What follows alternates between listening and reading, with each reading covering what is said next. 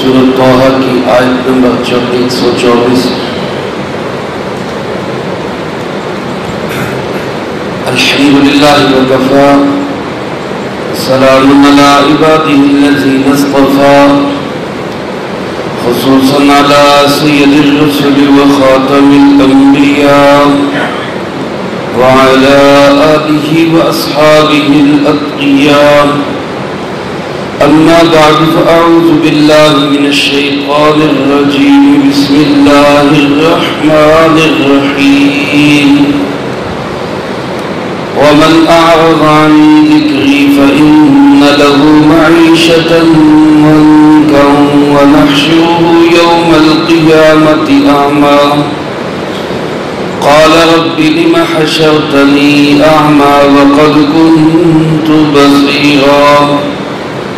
قال كذلك أتتك آياتنا فنسيتها وكذلك اليوم تنسى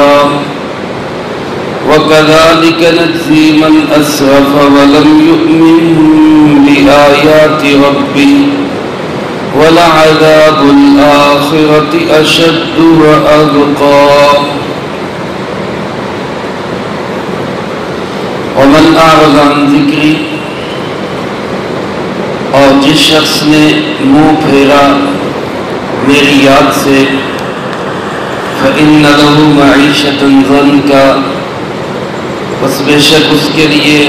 گزران ہوگا مشکل کا. ونحشره يوم القیامة أعمى، اور ہم اس کو اٹھائیں گے قیامت کے دن اندھا کر کے. قال رب لم حشرتني أعمى، وہ کہے گا میرے پروردگار کیوں تو نے مجھے اٹھایا اندھا کر کے.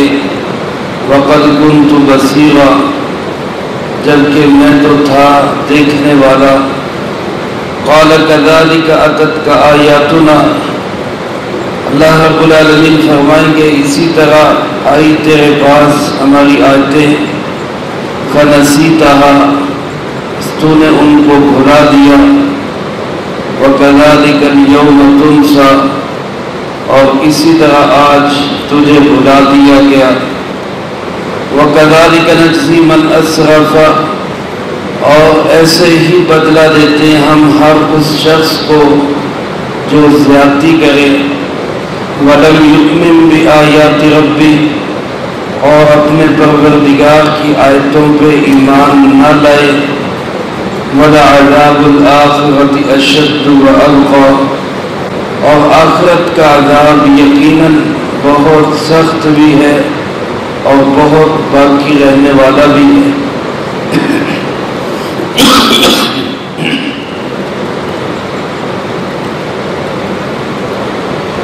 اس سے پہلی آیات مبارکہ میں حضرت سیدنا آدم علیہ نبینا علیہ الصلوۃ والسلام کا تذکرہ کرتے ہوئے اللہ رب العالمین نے ان کی ساری ذریت، ان کی اولاد، تمام انسانوں کو دو حصوں میں تقسیم کیا ہے. ایک وہ حصہ جو اپنے باپ، اپنے والد آدم علیہ السلام کی طرح غلطیوں پہ اڑنے کی بجائے، اس پہ اترانے کی بجائے، اس کے دلائل دینے کی بجائے توبہ کا راستہ اپنائے گا، معافی مانگے گا، عاجزی اور انکساری اختیار کرے گا. اور ایک طبقہ وہ ہوگا جو شیطان کے پیچھے چلتے ہوئے شیطان والے راستے کو اپنائے گا کہ گناہ ہو جانے کے بعد اس پہ اڑ جائے گا، اس کے دلائل دینے شروع کر دے گا، اور بجائے اس کے کہ معافی مانگے، معذرت کرے، توبہ کرے، الٹا ڈٹائی اور تکبر اختیار کرے گا. چنانچہ اسی کے متعلق گزشتہ آیات میں یہ فرمایا اللہ رب العالمین نے کہ میری ہدایت، میرا نصیحت نامہ، میری طرف سے پیغام دینے والے انبیاء اور رسل علیہ السلام جو پیغام لے کر آئیں گے، جو شخص اس کے پیچھے پیچھے چلے گا تو فرمایا کہ اس کو دنیا آخرت میں کوئی تنگی نہیں ہو. فلا یضل ولا یشقی، نہ وہ گمراہ ہوگا نہ اس پہ کوئی آخرت اور دنیا کے اعتبار سے مشقت پڑے گی۔ لیکن اس کے مقابلے میں من اعرض عن ذکری، جس نے میری یاد سے منہ موڑا، ذکر سے مراد اللہ کی یاد بھی ہے، ہر وقت اللہ کو یاد کرنا، جس کے متعلق فرمایا وَلَذِكْرُ اللَّهِ أَكْبَرُ، اللہ کا ذکر تمام اعمال میں سب سے بڑا عمل۔ ایک صحابی رسول اللہ صلی اللہ علیہ وسلم کی خدمت میں حاضر ہوئے اور عرض کی کہ اللہ کے محبوب مجھے کوئی نصیحت فرما دیجیے اور مختصر نصیحت فرمائیے جس کو میں یاد رکھ سکوں اور اس پہ عمل کر سکوں، زیادہ لمبی چوڑی بات مجھے یاد نہیں رہے گی۔ تو جناب محمد کریم صلی اللہ علیہ وسلم نے ارشاد فرمایا کہ لا یزال لسانک رطبا بذکر اللہ، کوشش یہ کر کہ تیری زبان ہر وقت اللہ کے ذکر میں مشغول رہے۔ تو گویا یہ ذکر الہی، یاد الہی، ہر وقت اللہ کو یاد کرنا، یہ اللہ کے نزدیک بہت ہی پسندیدہ عمل ہے، بہت ہی پسندیدہ عمل۔ ایک جگہ خود اللہ رب العالمین ارشاد فرماتے ہیں کہ میں اپنے بندے کے ساتھ ہوتا ہوں، اللہ فرماتے ہیں میں خود اپنے بندے کے ساتھ ہوتا ہوں جب وہ مجھے یاد کرتا ہے، وَتَحَرَّكَتْ شَفَتَاهُ بِي، اور اس کے ہونٹ میری وجہ سے حرکت کرتے۔ اللہ فرماتے ہیں میں خود اپنے اس بندے کے ساتھ ہوتا ہوں۔ تو ذکر سے ایک تو مراد اللہ کی یاد ہے، جو اللہ کی یاد سے منہ موڑ لیتے ہیں ان کو کیا سزا ملے گی۔ اور دوسرا بعض علماء نے لکھا ہے ذکر سے مراد قرآن کریم ہے، جیسا کہ پہلے بھی عرض کیا جا چکا ہے کہ قرآن کریم کا خود ایک نام جو ہے وہ ذکر ہے، اِنَّا نَحْنُ نَزَّلْنَا الذِّكْرَ وَإِنَّا لَهُ لَحَافِظُونَ، اس ذکر کو ہم نے نازل کیا۔ اور اسی طرح فرمایا وَلَقَدْ يَسَّرْنَا الْقُرْآنَ لِلذِّكْرِ، تو ذکر قرآن کریم کا ایک نام ہے۔ تو یہاں ذکر سے مراد اگر قرآن کریم لیا جائے تو مطلب یہ ہوگا جس نے میرے قرآن سے منہ موڑا، قرآن کریم سے اعراض کیا۔ ہم قرآن کریم سے اعراض کیا ہے؟ اس کے الفاظ کو صحیح نہ کرنا، یہ بھی قرآن کریم سے اعراض ہے۔ اس کی تلاوت نہ کرنا، یہ بھی قرآن کریم سے اعراض ہے۔ اس کے مطلب اور مفہوم کو نہ سیکھنا، یہ بھی قرآن کریم سے اعراض ہے۔ اور اس پہ عمل نہ کرنا، یہ بھی قرآن کریم سے اعراض ہے۔ یہ قرآن کریم سے اعراض کی مختلف شکلیں، ایک شخص پڑھتا ہی نہیں کہ مجھے اس کی ضرورت ہی نہیں ہے، یہ کوئی تعلیم نہیں ہے، قرآن کریم کا سیکھنا کوئی ضرورت نہیں اس کی، یہ قرآن کریم سے اعراض برت رہا ہے۔ آج میرے دوستو ہمارا بہت بڑا طبقہ ایسا ہے جو اس کو کوئی اہمیت دینے کے لیے تیار نہیں، دنیاوی اعتبار سے بڑے علوم و فنون کے ماہر، لیکن اگر ان سے کہا جائے کہ ایک سورت اخلاص ہی سنا دو تو زبانی اس کے سنانے پہ بھی وہ قاصر، دیکھ کے پڑھنے سے قاصر۔ یہ قرآن کریم سے اعراض کی بات ہے، گویا وہ یہ سمجھ رہے ہیں کہ اس کی ضرورت ہی کوئی نہیں۔ پھر بہت سارا طبقہ ہے جو پڑھتا ہے، پڑھ سکتا ہے، لیکن روزانہ کی بنیاد پہ تلاوت نہیں کرتا۔ روزانہ تلاوت نہ کرنا یہ بھی گویا کہ یہ اعراض ہے کہ ہمیں اس کی ضرورت نہیں۔ ہمارے آج روز کے کاموں کے اندر موبائل کا دیکھنا اور پڑھنا شامل ہے، اخبار کا دیکھنا اور پڑھنا شامل ہے، لیکن ہمارے آج روز مرہ کے معمولات میں قرآن کریم کا دیکھنا اور پڑھنا یہ ختم ہوتا جا رہا ہے۔ میرے محترم دوستو یہ بھی قرآن کریم سے اعراض والی بات ہے۔ اسی طرح کوئی ایک شخص ایسا ہے پڑھتا بھی ہے، پڑھ سکتا بھی ہے، پڑھتا بھی ہے، لیکن اس کو سمجھتا نہیں اور اس کی ضرورت بھی محسوس نہیں کرتا کہ اس کو بھی کوئی سمجھنے کی ضرورت ہے۔ آج ہمارے تعلیمی نظام سے اس کو جو ہے وہ گھرج کے نکالا جا رہا کہ اس کی کیا ضرورت ہے، لہذا اس کو چھوڑو، دوسری تیسری چیزوں پہ محنت کرو، اس کی کوئی ضرورت نہیں۔ جو علوم کا اصل سرچشمہ ہے، جس کے علوم معانی اور مطالب دنیا آخرت میں عزت دینے والے ہیں، دنیا آخرت میں کام آنے والے ہیں، آج من حیث المجموع قومی طور پر ہم سمجھتے ہیں کہ اس کی کوئی ضرورت نہیں، اور پھر اس کے مطابق زندگی بنانا، نظام اس کے مطابق بنانا، انفرادی طور پر بھی اور اجتماعی طور پر بھی، کہ ہمارے گھر کا نظام بھی قرآن کریم کے مطابق ہو اور ہماری مملکت کا نظام بھی قرآن کریم کے مطابق ہو۔ آج اس معاملے میں انتہا درجے کی کوتاہی، کبھی پوچھا ہی نہیں قرآن کریم سے کہ ہمارا نظام معیشت کیسا ہونا چاہیے،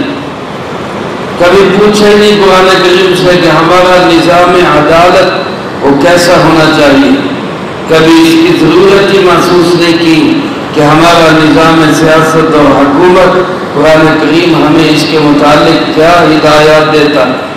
ہماری تعلیم، ہمارے صحت کا نظام اور ہماری زندگی گزارنے کے طور طریقے، اخلاقیات، معاملات، معاشرت، اور پھر اس سے بڑھ کر عقائد کیا ہوں، نظریات کیا ہوں، یہ ہم نے کبھی ضرورت ہی نہیں محسوس کی کہ اس قرآن کریم سے تو سیکھے یہ ہمارا کیا نظریہ بناتا ہے۔ تو یہ ساری شکلیں قرآن کریم سے اعراض کی شکلیں، قرآن کریم سے منہ موڑنے کی شکلیں، اللہ ہم سب کو اس سے محفوظ فرمائے۔ اسی طرح بعض مفسرین کرام رحمہم اللہ فرماتے ہیں ذکر سے مراد خود جناب محمد کریم صلی اللہ علیہ وسلم کی ذات بابرکت۔ اب ترجمہ یہ ہوگا جس نے میرے رسول، میرے محبوب جناب محمد کریم صلی اللہ علیہ وسلم سے منہ موڑا اور اس کی ضرورت نہ محسوس کی کہ آپ کے پیچھے چلنے کی بھی ضرورت ہے، آپ کی اتباع کی بھی ضرورت ہے۔ میرے محترم دوستو، دنیا میں آج بھی آپ دیکھ سکتے ہیں، تاریخ کا جائزہ لے سکتے ہیں، حضرات صحابہ کرام رضی اللہ تعالی مجمعین کو اللہ رب العالمین نے جو عزت نصیب فرمائی وہ رسول اللہ صلی اللہ علیہ وسلم کی اتباع کی برکت سے نصیب ہوئی۔ حضرت حذیفہ رضی اللہ تعالیٰ کو کسریٰ کے دربار میں بیٹھے ہوئے، کسریٰ کے دربار میں بڑے بڑے شاہان کسریٰ بیٹھے ہوئے، سرداران کسریٰ بیٹھے ہوئے اور کھانا کھا رہے، ایک لقمہ ہاتھ سے گرا زمین پر۔ اب سنت یہ ہے، آپ علیہ الصلوۃ والسلام کا مسنون عمل یہ ہے کہ کوئی لقمہ ہاتھ سے گر جائے تو اس کو ضائع نہ کرو، اس کو اٹھاؤ، صاف کرو، دل کرے خود کھا لو، ورنہ کسی جانور، کسی اور مخلوق کے لیے اس کو چھوڑو، ضائع نہ کرو۔ اب اس کو خود اٹھانے لگے تو کسی پاس بیٹھے دوسرے ساتھی نے کہا کہ حضرت اتنے بڑے بڑے لوگ اور اتنے جو ہے وہ حکمران اور بڑے شاہی اقتدار والے، آپ یہاں یہ حرکت کر رہے، یہ کیا سوچیں گے؟ اس نے کوئی اشارے سے منع کرنے کی کوشش کی تو کیا عجیب جواب ارشاد فرمایا، اَأَتْرُكُ سُنَّةَ حَبِيبِي لِهَؤُلَاءِ الْحُمَقَاءِ، ارے بے وقوفوں کی وجہ سے میں اپنے نبی کی سنت کو چھوڑ دوں، ان احمقوں کی وجہ سے اپنے محبوب کی سنت کو چھوڑ دوں؟ یہ وہ جذبات تھے جس نے صحابہ اکرام رضی اللہ تعالی مجمعین کو عروج اور سربلندی عطا فرمائی تھی۔ میرے محترم دوستو، جو رسول اللہ صلی اللہ علیہ وسلم کی زندگی سے اعراض کرے گا، آپ کی زندگی کو لائق التفات نہیں سمجھے گا اور یہ سمجھے گا کہ اس کی اب ضرورت نہیں رہی، یہ پرانا دور ہو گیا۔ تو ان تینوں صورتوں میں اللہ کی یاد سے اعراض برتے، قرآن کریم سے اعراض برتے، رسول اللہ صلی اللہ علیہ وسلم سے اعراض برتے، تو ہوگا کیا؟ اللہ فرماتے دو قسم کی سزائیں ملیں گی، دو جگہ پہ سزائیں ملیں گی۔ پہلی سزا فَإِنَّ لَهُ مَعِيشَةً ضَنْكَ، اس کا گزران جو ہے وہ تنگ ہو جائے، اس کی معیشت تنگ ہو جائے۔ اس معیشت اور گزران اور زندگی گزرنے سے کون سی زندگی مراد ہے؟ بعض مفسرین بلکہ اکثر مفسرین کرام رحمہم اللہ فرماتے ہیں کہ اس سے مراد برزخ کی زندگی، مرنے کے بعد قبر کی زندگی، وہ اس کی قبر کی زندگی جو ہے وہ بہت تنگ ہو جائے۔ جو اللہ کی یاد سے اعراض برتے، جو قرآن کریم سے منہ موڑے، جو رسول اللہ صلی اللہ علیہ وسلم کی اتباع کو اپنے لیے کامیابی کا ذریعہ اور نجات نہ سمجھے، تو اس شخص کی قبر کی زندگی جو ہے وہ تنگ ہو جائے گی۔ جیسا کہ ایک حدیث مبارک میں آتا ہے کہ جب کوئی بد کردار انسان قبر میں رکھا جاتا ہے تو قبر اس کو اس طرح دباتی ہے، اس طرح اس کو بھیجتی ہے کہ اس کی پسلیاں گویا ایک دوسرے کے اندر گھس جاتی، اور ہمیں اس پہ 99 اژدہے مسلط کر دیے جاتے ہیں جو اس کو ڈستے رہتے ہیں۔ یہ قبر کی زندگی تنگ ہو رہی اس شخص کی جس نے قرآن کریم کو قابل اتباع نہ سمجھا، رسول اللہ صلی اللہ علیہ وسلم کو اپنا مقتدی رب اور رہنما نہ سمجھا، اور ان کے پیچھے چل کے اپنی زندگی کو کامیاب بنانے کی کوشش نہ کی، اس کی یہ قبر تنگ ہو۔ اور اس کے مقابلے میں ہم نے فرمایا جو خوشبودار کردار والا انسان، اچھے اعمال والا انسان، ایمان اور اخلاقیات والا انسان قبر میں جب رکھا جاتا ہے تو فرمایا کہ قبر 70 گز کھل جاتی، اور دوسری جگہ فرمایا تا حد نگاہ وسعتیں اللہ قبر میں نصیب فرما دیتے۔ اللہ ہم سب کی قبروں کو وسعتیں نصیب فرمائے۔ تو اکثر مفسرین تو فرماتے ہیں کہ معیشت کے تنگ ہونے سے مراد برزخ کی زندگی، بعض مفسرین فرماتے ہیں کہ اس سے مراد دنیا کی زندگی، کہ جو انسان قرآن کریم سے اعراض کرے گا، رسول اللہ صلی اللہ علیہ وسلم کی زندگی سے منہ موڑے گا اور اللہ کی یاد سے غافل ہوگا، اس کی دنیا کی زندگی تنگ ہو جائے۔ اب یہاں پہ میرے محترم دوستوں اعتراض ہوگا، سوال ہوگا کہ بہت سارے کافر ایسے کہ جن کو اللہ پاک نے دنیا میں بڑی وسعتیں عطا کی، مال و دولت ہے ان کے پاس، خوشحالی ہے ان کے پاس، کوئی تنگی نہیں ہے ان کے اوپر، حالانکہ وہ تو بالکل ایمان سے بھی خالی،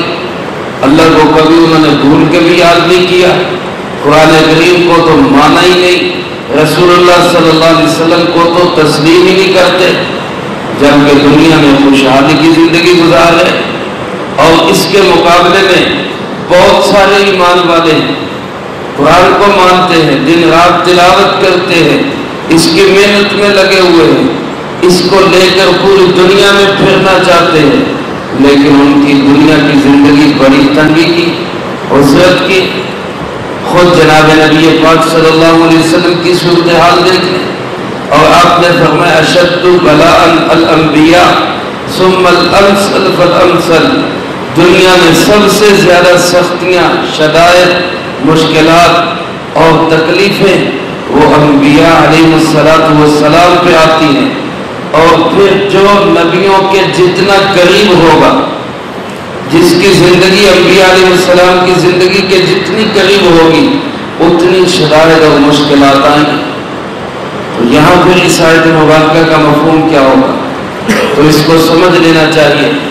کہ اگر اس سے مراد دنیا کی تنگی ہے تو اس سے مراد پھر یہ ہوگا کہ چین اور سکون مراد ہوگا، کہ اس کو چین اور سکون حاصل نہیں ہوگا۔ مال و دولت کی فراوانی کا ہونا یہ اس بات کی علامت نہیں کہ اس شخص کو چین اور سکون بھی حاصل ہے۔ اسباب راحت کسی شخص کے پاس ہو تو ضروری نہیں کہ اس کو راحت بھی حاصل ہو۔ آپ دنیا میں آج بھی پھر کے دیکھ لیں کتنے لوگ ہیں کہ جن کے پاس اربوں کھربوں روپے کی دولت ہے لیکن چین کی نیند سونا ان کو نصیب نہیں، اور اس کے مقابلے میں غریب آدمی، ایک عام آدمی جس کی بظاہر دنیا کی زندگی میں اتنی خوشحالی نہیں ہے لیکن وہ آرام سے اپنی زندگی گزار رہے، پرسکون زندگی۔ اور اس کا اگر مشاہدہ کرنا ہو تو آپ علماء کی اور قرآن پاک کے پڑھانے والوں کی ائمہ کی زندگی کو دیکھیں۔ اس وقت دنیا کے اندر سب سے زیادہ مالی اعتبار سے کمزور طبقہ یہی طبقہ ہے جو دینی مدارس اور مساجد کے ساتھ جڑا ہوا ہے، لیکن چہرے کے سکون اور اطمینان اور قلبی راحت کے اعتبار سے دیکھے تو شاید دنیا کا امیر سے امیر آدمی بھی ان کے چین اور سکون کا مقابلہ نہیں کر سکتے جو راحت اور چین سکون ان کو نصیب۔ تو اس لیے اس سے مراد یہی ہے کہ چین اور سکون اللہ اس کو نصیب فرمائیں گے جو اللہ کی یاد میں مشغول ہوگا، جو قرآن کریم کی اتباع کرے گا، جو رسول اللہ صلی اللہ علیہ وسلم کے پیچھے پیچھے چلے گا، ورنہ مال دولت مل جائے گا چین و سکون نہیں ملے گا۔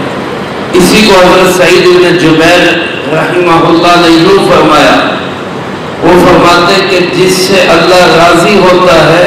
اس کو اللہ قناعت کی دولت نصیب فرما دیتے۔ قناعت کی دولت، قناعت کی دولت کا کیا مطلب کہ اس کو مزید کی طمع نہیں رہتی، مجھے اور ملے اور ملے اور ملے، یہ طمع ختم ہو جاتی۔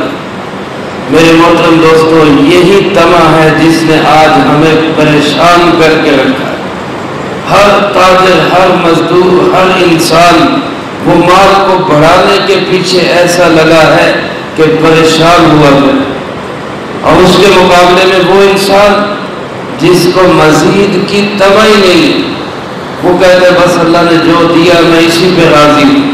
وہ مزید کے لیے بے چین اور پریشان ہی نہیں ہے، تو یہ شخص سب سے زیادہ سکون کے اندر ہے۔ تو گویا جو شخص قرآن کریم سے منہ موڑتا ہے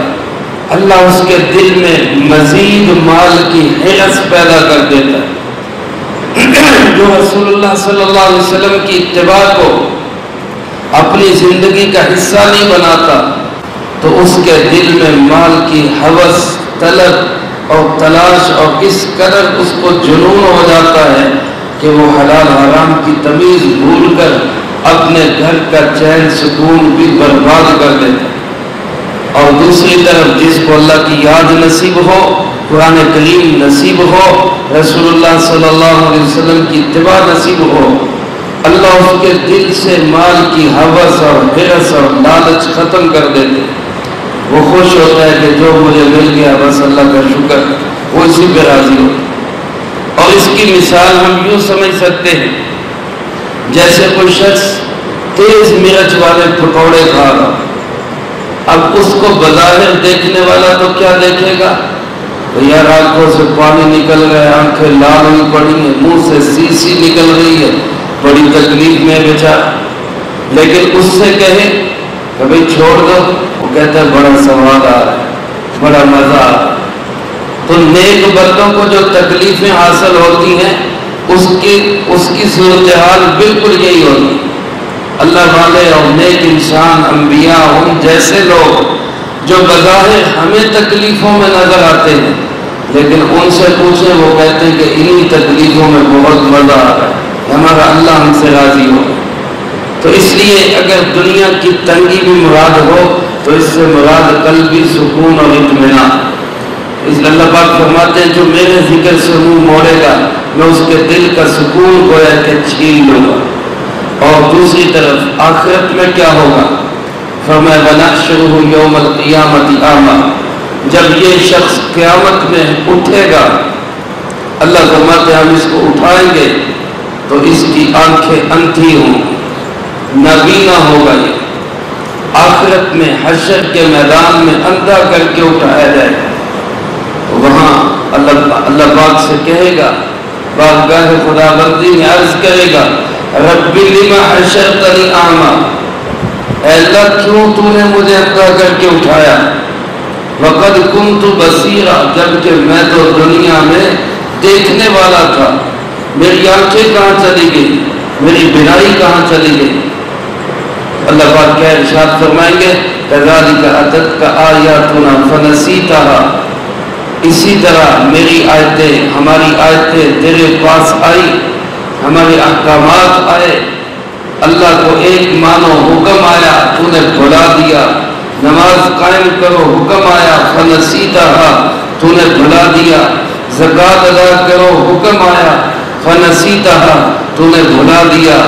پردے اور حیا اور شرم والی زندگی گزارو فنسیتها تو نے بھلا دیا، سود سے پاک معیشت اختیار کرو،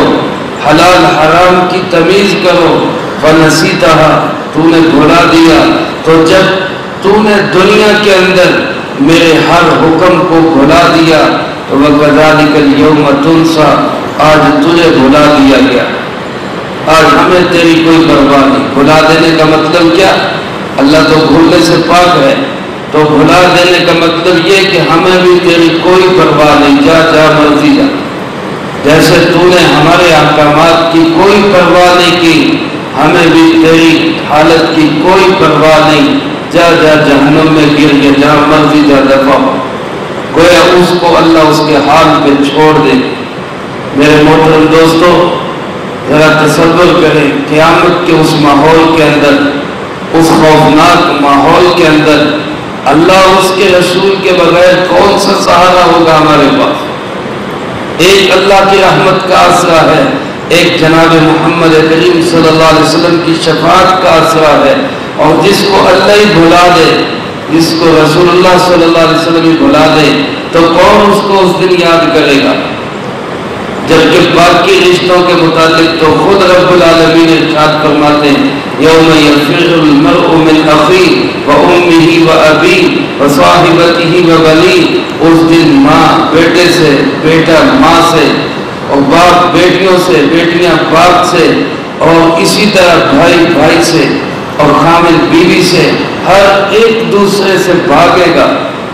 کہ کوئی مجھ سے کسی طرح سے کوئی نیکی نہ مانگ لے۔ تو جب ان قریبی رشتہ داروں کو، دوستوں کو، احباب کو کوئی پرواہ نہیں ہوگی، اللہ اس کے رسول بھی اس دن ہماری کوئی پرواہ نہ کریں، تو پھر کہاں جائیں گے؟ کیا بنے گا ہمارا؟ اس لیے اگر ہم آخرت کے اس خوفناک انجام سے بچنا چاہتے ہیں تو اس کا واحد راستہ یہی ہے کہ اپنی زندگی کو قرآن و سنت کے مطابق بنا، رسول اللہ صلی اللہ علیہ وسلم کی تعلیمات کے مطابق بنا۔ اور اللہ فرماتے ہیں وَكَذَلِكَ نَجْزِي مَنْ أَسْرَفَ،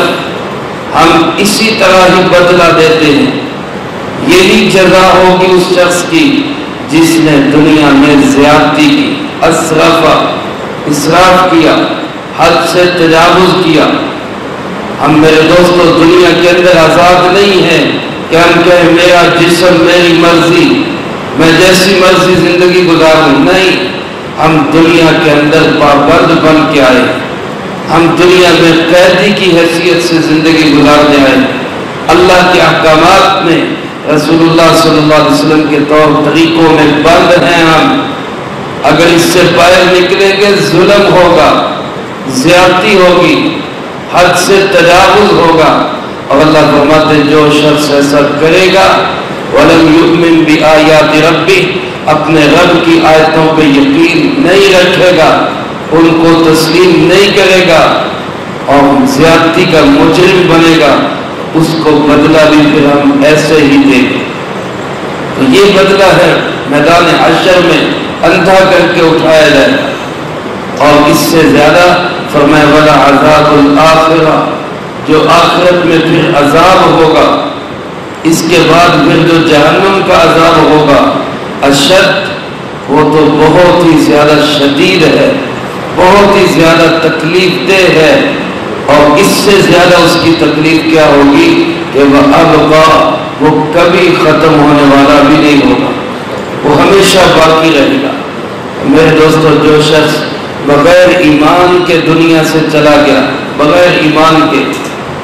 اللہ کی قسم اس کی نجات کا کوئی راستہ نہیں، کوئی راستہ نہیں۔ ذرا سوچ کے دیکھے کہ کتنی لمبی زندگی آخرت کی، نہ ختم ہونے والی زندگی جس کا کوئی اینڈ نہیں ہے،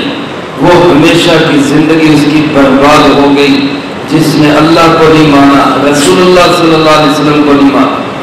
اللہ پاک ہمارے ایمان کو بھی سلامت رکھے، ہمارے اعمال اور اخلاق کو بھی اللہ اچھا بنائے۔ ایک ہی راستہ ہے نجات کا، ساری دنیا کی انسانیت کو دعوت ہے، ایک ہی راستہ ہے نجات کا، اللہ کا دامن تھام لو، رسول اللہ صلی اللہ علیہ وسلم کا دامن تھام لو، اس کے بغیر کوئی نجات کا راستہ نہیں۔ اللہ ہم سب کو قرآن و سنت کا تعلق نصیب فرمائے، اس کے مطابق اپنی زندگی بنا کے خود اپنی بھی اپنی نسلوں کی بھی نجات کا ہمیں ذریعہ بنائے۔ جو کہا سنا اس کو زندگی میں لا کے دوسروں تک پہنچانے کی توفیق عطا فرمائے۔ اللهم انت السلام ومنك السلام، تبارك ربنا وتعالى يا ذا الجلال والاكرام۔ اللهم انا على ذكرك وشكرك وحسن عبادتك، اللهم احسن عاقبتنا في الامور كلها واجرنا من خزي الدنيا وعذاب الاخره، اللهم باقية كباقية الوليد، اللهم استر عوراتنا وامن روعاتنا، اللهم انا نجعلك في نحورهم ونعوذ بك من شرورهم، اللهم ربنا تقبل منا انك انت السميع العليم وتب علينا انك انت التواب الرحيم، رب ارحمهما كما ربياني صغيرا، رب ارحمهما كما ربياني صغيرا، رب ارحمهما كما ربياني صغيرا، ربنا هب لنا من ازواجنا وذرياتنا قرة اعين واجعلنا للمتقين اماما، ربنا تقبل منا انك انت السميع العليم وتب علينا انك انت التواب الرحيم، صلى الله على النبي الكريم وعلى اله واصحابه اجمعين برحمتك يا ارحم الراحمين۔